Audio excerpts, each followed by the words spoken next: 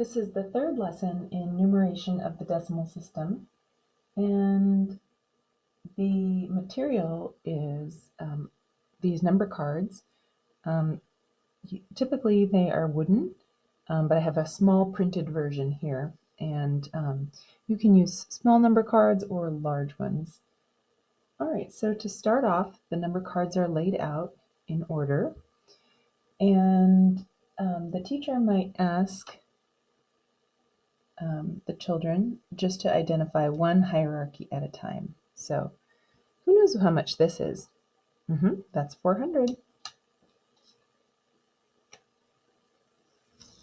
Who can tell me how much this is? Yes, that's 90.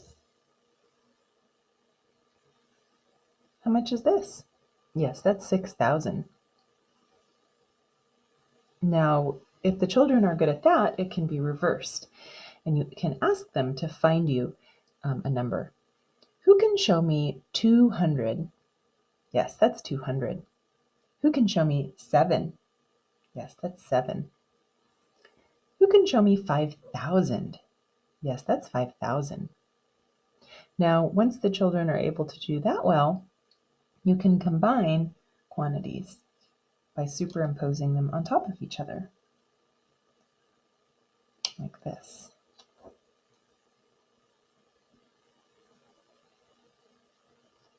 Okay, and if the children have a hard time with this, 160, you can separate them. 160, 160.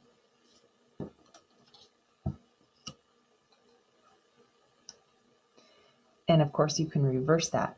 Who can show me 270?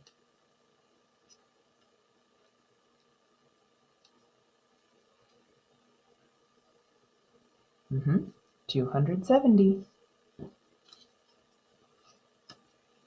And you can combine, continue and combine even more hierarchies. So 3,000,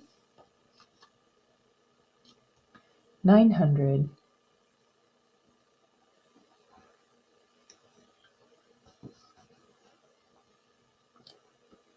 4. And you can, again, expand it out if need be.